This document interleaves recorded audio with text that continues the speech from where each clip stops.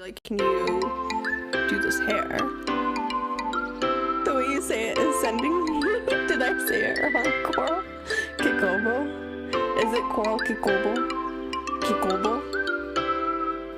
Kikobo? Kikabo? Kikabo! That's what it is. Like corn cob? Give her a throat tap? Oh my god, let's start doing tattoos later. Wait, I love this hair. Wait, which hair should we do? You say it right, but you put an accent on it. Is it Kikobo? Kikobo? Kikobo. That doesn't sound like a real word. Coraline! Yes! Let's call her Coraline.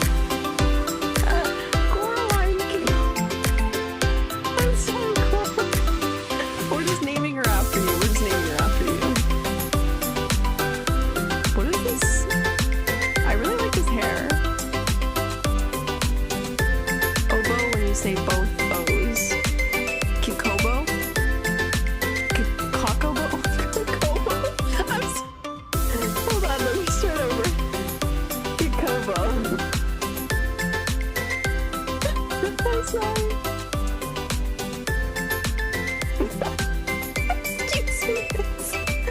Okay, hold on, let's make her lips bigger.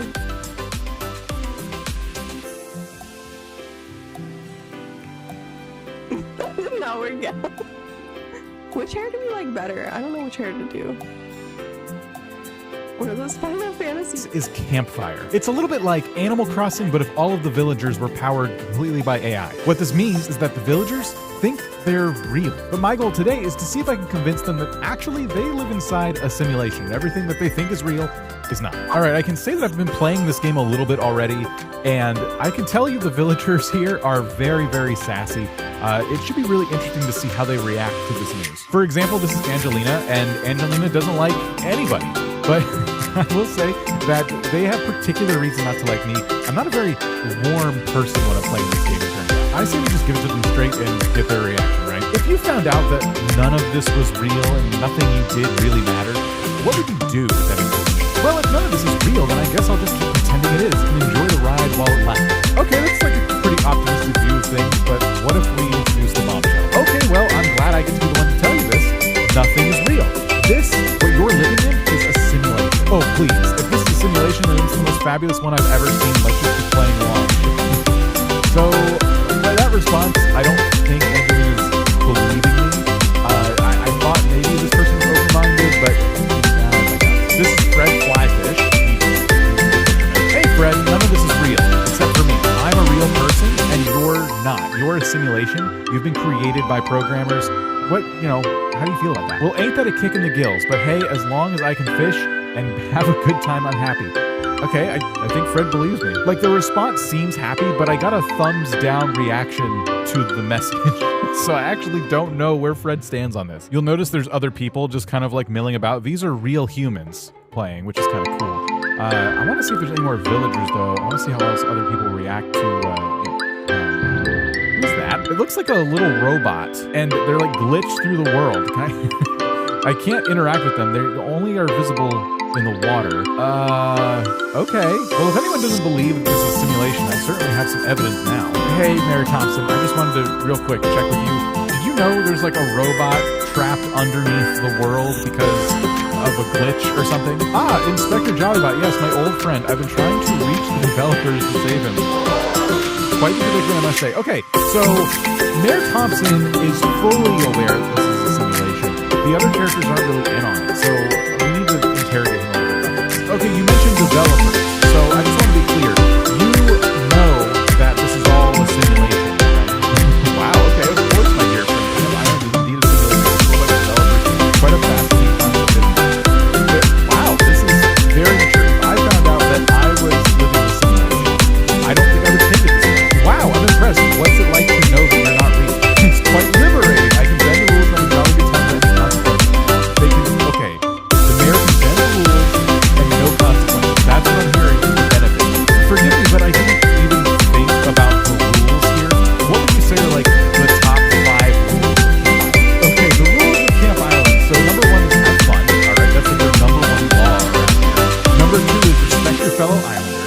Number 3 is no littering. Number 4 is no kidnapping. So this went from like 0 to 10 really fast. And then number 5 is always wear a stylish hat. So for all of these rules, they feel like the kind of rules you would see on like an online forum until you get to the no kidnapping one. So I'm curious now. Oh, okay, so these rules feel really specific. It does sound like stealing is already okay, which is interesting. So stealing things is good around here. Got it. What are the rules?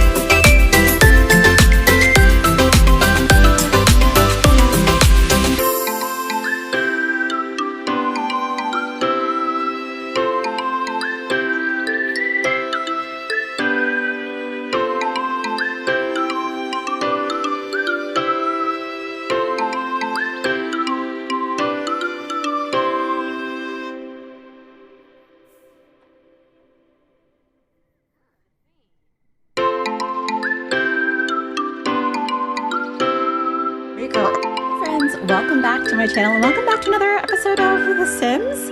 It's been a long time since I've filmed any Sims content.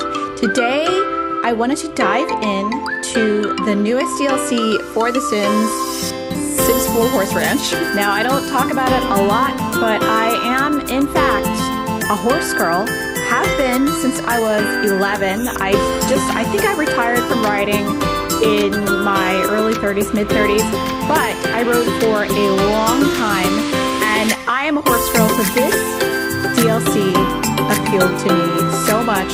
It seems to be a little more Western than it does English, which is what I did, but we're gonna have fun nonetheless because we can make our own horses and ride in the Sims. Oh, can't wait! So let's dig in and see what awaits us in the Sims 4 Horse Ranch. Alright, I'm gonna load a new game for this, but I think I'm gonna grab myself off the gallery. Alright, there I am. We'll put her in this household replace.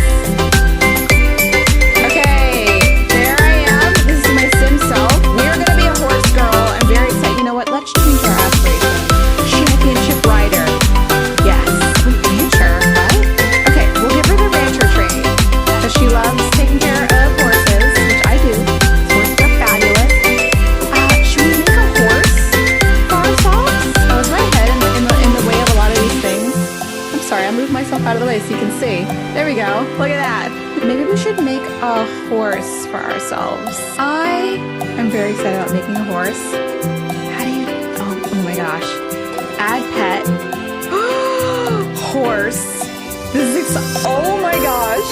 Okay, so I feel like if I'm gonna be a horse girl in The Sims, I should get myself like my fantasy horse. So let's pick a breed. You know what does the Morgan look like? Can't spell. Morgan. This is what the Morgan looks like. Oh, it's cute. Ooh. I'm sorry, look how cute. Can we fatten it up a little bit? Is this a mare? Can it be a mare? I'm a mare girl. Mare. Please. More chunky? A little chunkier? Yes. That's more like what a Morgan looks like. Oh, like that. Look at the little muscle shapes. Oh, big nostrils. Alright, I like that you're bae.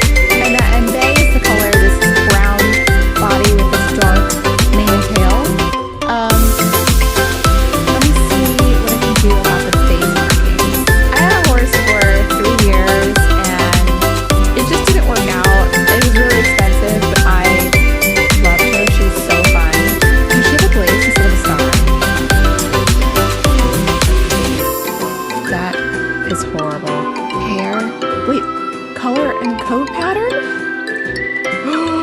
Wait a minute. Oh, look at the dapples. And the blaze that I wanted. Okay.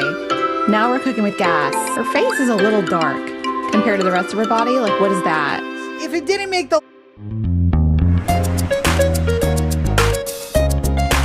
Hello everyone, welcome back to the channel, and today we're doing something a little bit different. I am ranking, well, we have 20 games here that I played in 2023. These are mostly like cozy games, although we do have some other, Nintendo stuff mixed in. Yeah, I mean, I played more than 20 games this year, but if it didn't make the list, it probably just wasn't memorable, or I don't know. It just didn't do anything for me. So I came up with the 20 core games, I feel.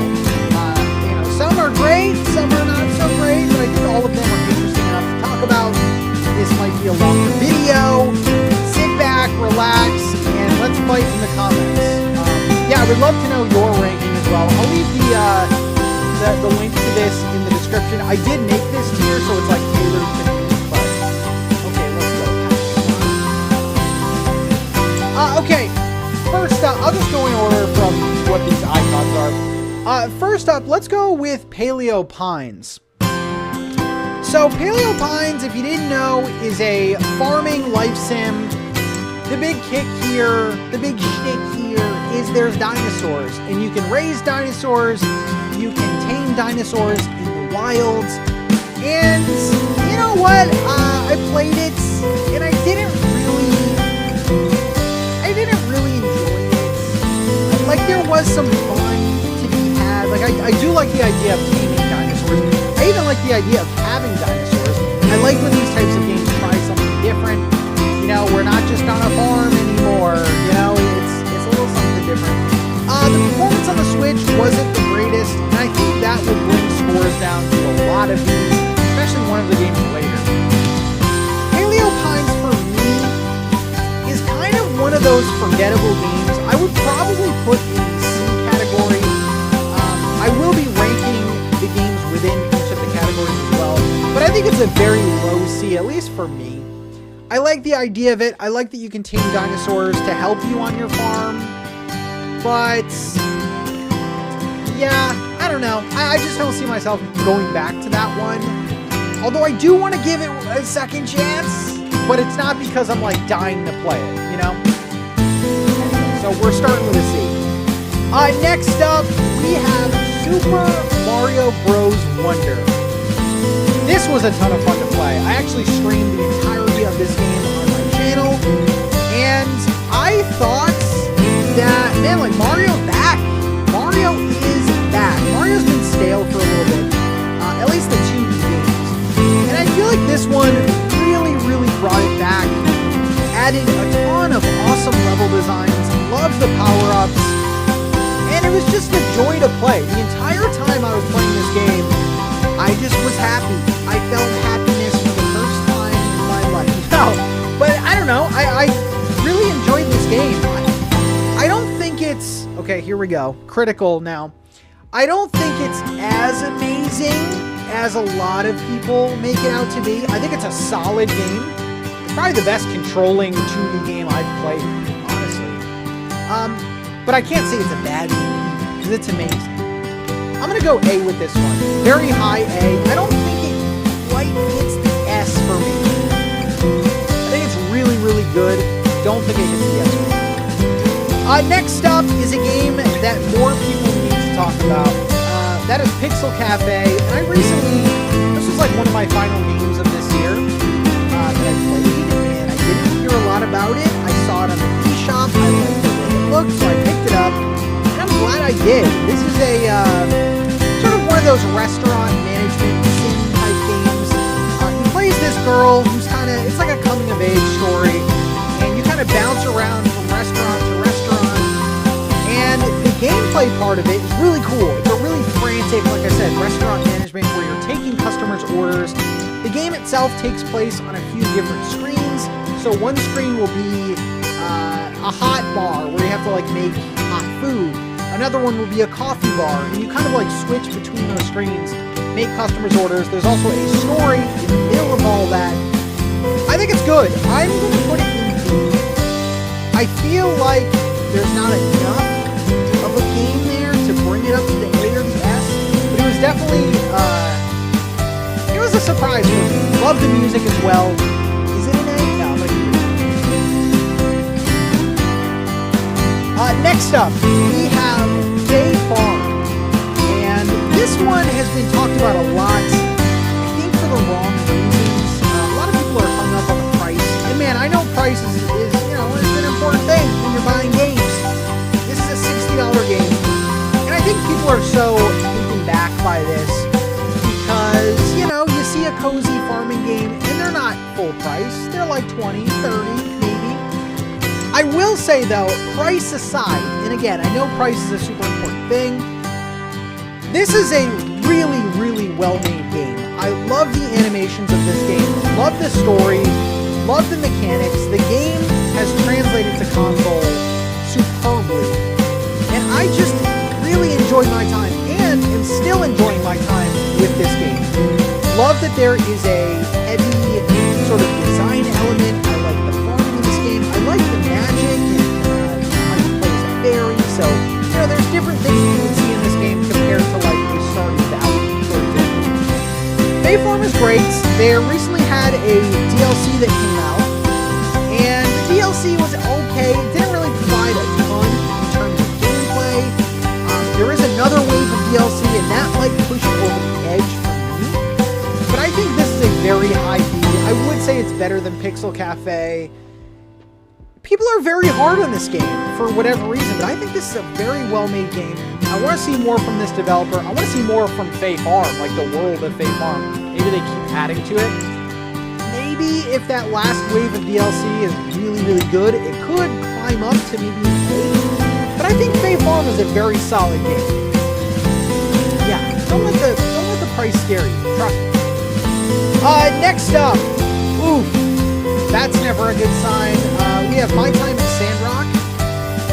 Now this game, I was actually not excited to play because I played the first game, My Time at Porsche, and didn't like it. A lot of people love that game. Maybe it's because I played it on the Nintendo Switch, although I did play an early version on Xbox One. My Time at Sandrock, for me, I was going into it with an open mind. It just didn't deliver. And let's talk about the big elephant in the room. This game runs very, very, very poorly on the Nintendo Switch. Like unplayable levels on the Nintendo Switch. I did one stream of it on my channel if you want to go check that out. My Time at Sandrock, I'm going to put in D. Now, it's important to know that this is my grading on what I played, and I played it on the Switch. If you played it on the PC, it might be a different experience, but the Switch version is a D, and I would not recommend anyone getting this, because it's just, I don't enjoy it, but also the performance is bad, and honestly, the world and the characters really didn't rope in. I do like how they're voice acted, but I don't know. It didn't really stick with me. I gotta be honest. Next up, we have, this is kind of a difficult game to judge, because we have Suiki Game here. Now this is a really cute puzzler. You guys, I don't really need to talk about this game very much. You drop fruit, you match it up. I mean, I think it's an A. It's lower than Mario. Come on, stop it. Suiki Game is an A. I think it does what it's supposed to. It's addicting, it's simple, it's cheap. I think it's like $2.99, and it's been a ton of fun. I love the holiday updates as well. I think there's currently a Christmas one, and I hope they continue that throughout the year. So yeah, Suiki Game's great. Next up is Sprout Valley. This is a little bite-sized farming experience. I don't know really what to compare it to. It's just very simple. I think that's the one word I would use to describe this game. It's just simple. You have your farming.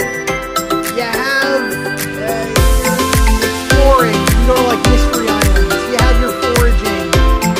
And I mean, there's not like a ton to it. I do think it's great because it was on sale for like $5 or something. Normally like 20 or 15 or 20. I don't think I'd recommend it for that price, but it is a very shallow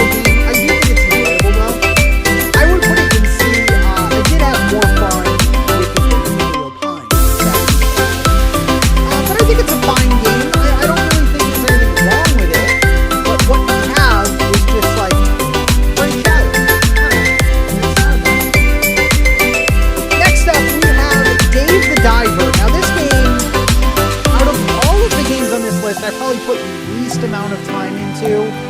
So I can't really judge it too much, you know?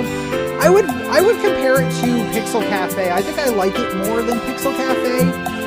And the reason why I compare those two is because there is sort of an element of, there is a restaurant sim element, but there's also like a diving element. And Pixel Cafe sort of has two gameplay things going on. I really like what I have played. I gotta go back though, because I do, like, a lot of people talk very highly of it. Could bump up to an A, maybe even an S. No S's yet, by the way. I'm a tough grade. Okay. Next up, Evergreen Valley.